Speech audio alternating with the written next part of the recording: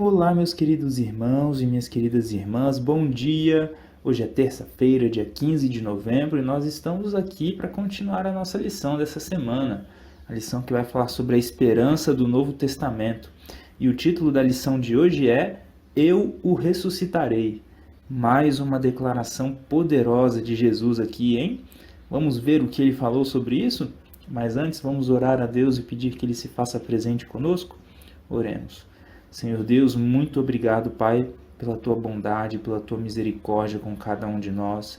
Obrigado, Senhor, porque o Senhor tem cuidado de cada um de nós, tem nos sustentado. E hoje gostaríamos de pedir que o Senhor continue cuidando. Gostaríamos de entregar a nossa vida nas Tuas mãos. Gostaríamos de pedir forças para esse dia. E gostaríamos também de pedir, Senhor, que o Senhor envie o Teu Espírito Santo para nos ensinar agora através da Tua palavra. Que essa declaração poderosa de Cristo possa ser recebida no coração de cada um aqui e que ela se solidifique e que ela nos dê esperança, Pai. Que nós acreditemos na Tua palavra e que o Senhor venha nos instruir agora mais uma vez pelo Teu Espírito. Senhor, também suplicamos humildemente o perdão dos nossos pecados e o fazemos em nome de Jesus. Amém. Bom, queridos irmãos e queridas irmãs, a lição de hoje começa dizendo o seguinte: em um de seus milagres, Jesus alimentou 5.000 pessoas com apenas uma pequena quantidade de pães e peixes. Isso está relatado ali em João, capítulo 6, do verso 1 até o 14. É o Evangelho de João, tá bom?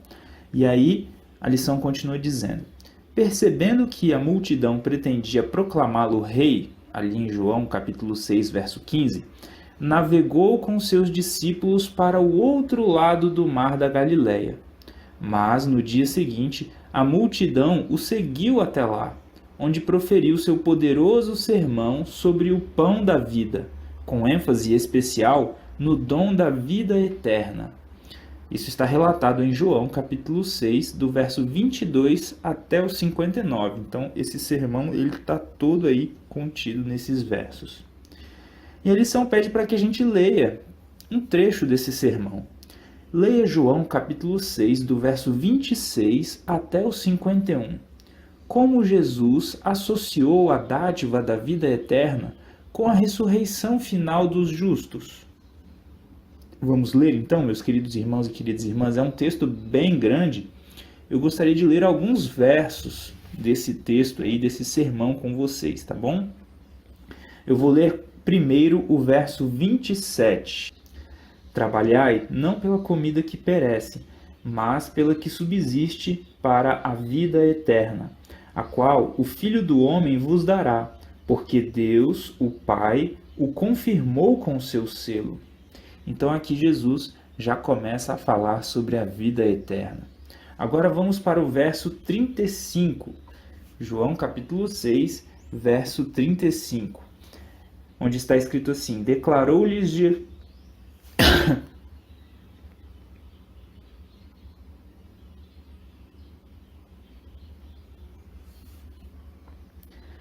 Trabalhai não pela comida que perece, mas pela que subsiste para a vida eterna, a qual o Filho do Homem vos dará, porque Deus, o Pai, o confirmou com o seu selo.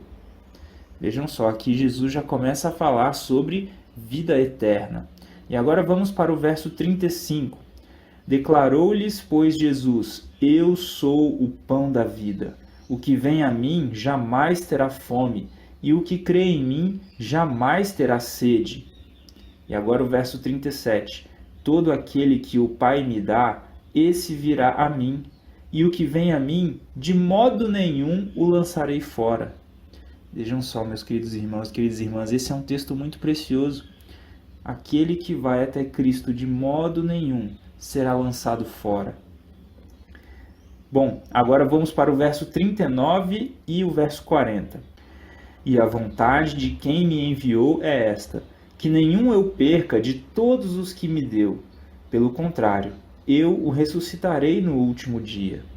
De fato, a vontade de meu Pai é que todo homem que vir o Filho e nele crer tenha a vida eterna, e eu o ressuscitarei no último dia. Vejam só como Jesus ele dá ênfase aqui. Vamos para o verso 44 agora. Ninguém pode vir a mim se o Pai que me enviou não o trouxer, e eu o ressuscitarei no último dia. E aí agora, verso 47 até o 51. Em verdade vos digo, quem crê em mim tem a vida eterna. Eu sou o pão da vida. Vossos pais comeram o maná no deserto e morreram. Este é o pão que desce do céu, para que todo o que dele comer não pereça. Eu sou o pão vivo que desceu do céu. Se alguém dele comer, viverá eternamente. E o pão que eu darei pela vida do mundo é a minha carne. Novamente, Jesus falando aqui sobre vida eterna.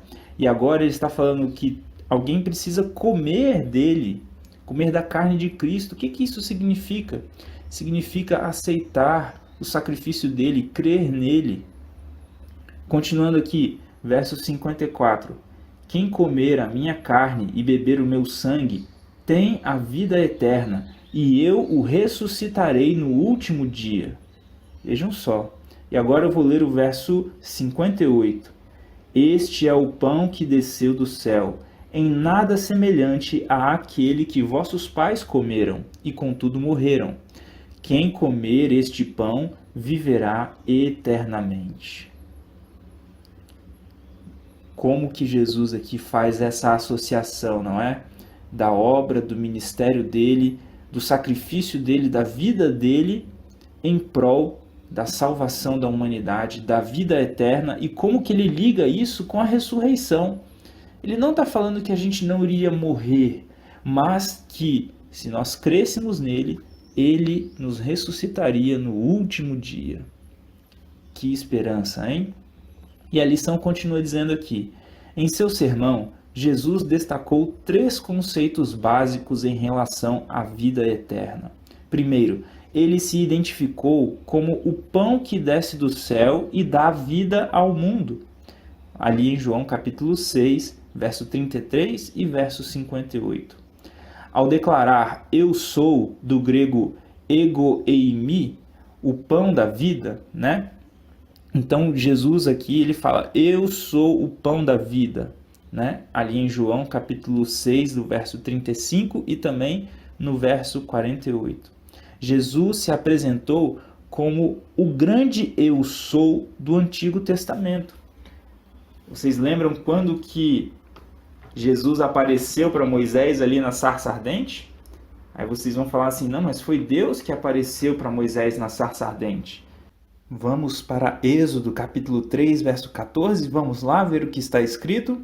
Êxodo capítulo 3, verso 14, diz assim: Disse Deus a Moisés, eu sou o que sou. Disse mais, assim dirá aos filhos de Israel, eu sou me enviou a vós outros. Quando Jesus estava usando essa expressão, eu sou, ele estava se identificando como aquele que apareceu para Moisés na sarça ardente, queridos irmãos e queridas irmãs, vejam só. E essa não foi a única vez que Jesus usou essa expressão para se referir a si mesmo. Jesus ele vai falar isso novamente ali em João capítulo 8, verso 58, por exemplo. Disse assim Jesus, respondeu-lhes Jesus, em verdade vos digo, antes que Abraão existisse, eu sou. Vejam só, meus queridos irmãos e queridas irmãs. Então, é importante nós crermos que Cristo, ele existe eternamente e que essa vida eterna que é dele, ele pode conceder a cada um de nós e nos ressuscitar. Vejam só. E a lição continua dizendo o seguinte: em segundo lugar, Jesus explicou que a vida eterna pode ser assegurada nele. Quem vem a mim e quem crê em mim terá essa bênção, como ele disse em João capítulo 6, verso 35.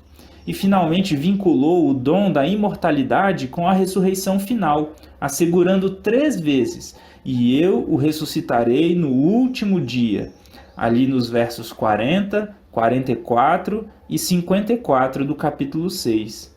Jesus também fez esta promessa incrível. Em verdade lhes digo, quem crê em mim tem a vida eterna. João capítulo 6, verso 47. Assim, o dom da vida eterna já é uma realidade presente. Contudo, isso não significa que o crente nunca morrerá, pois a própria expressão ressuscitarei, ali de João capítulo 6, verso 40, pressupõe voltar à vida. O quadro é claro. Sem Cristo não há vida eterna.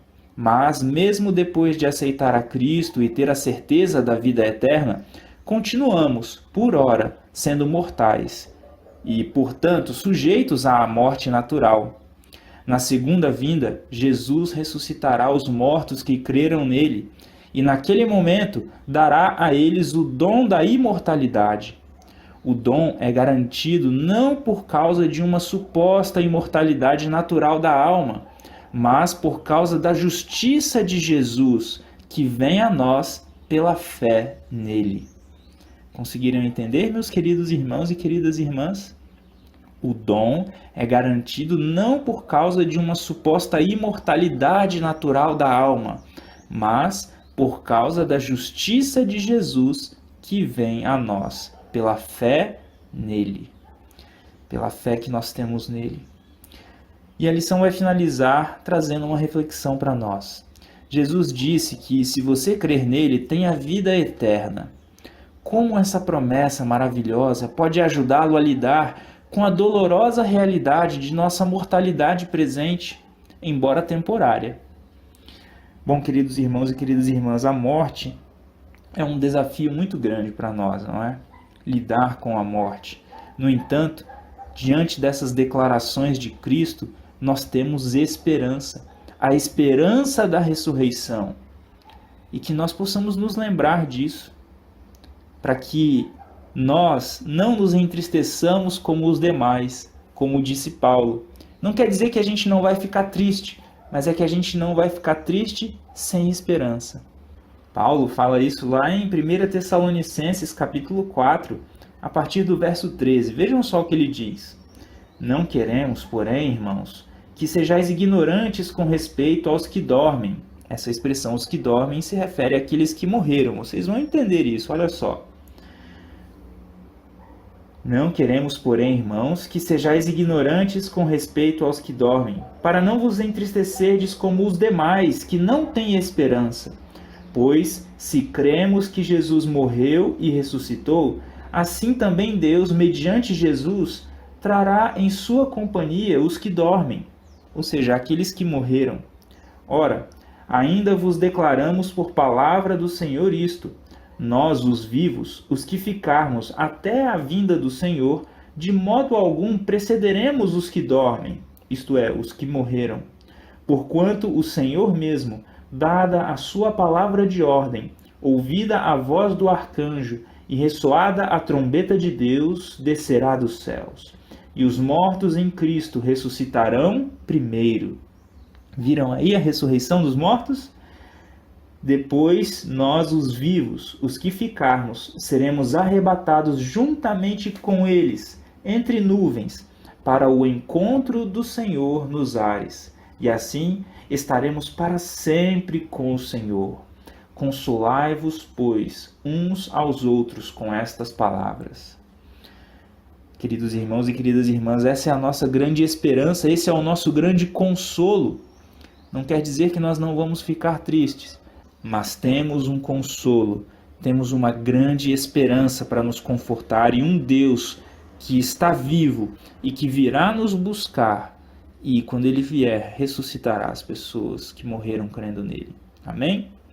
Não vale a pena compartilhar essa esperança, querido irmão, querida irmã? Não vale a pena compartilhar esse conforto com as pessoas? Claro que vale. Então faça isso. Esse é o meu apelo para você. Tá bom? Um grande abraço e até a próxima, se assim Deus nos permitir.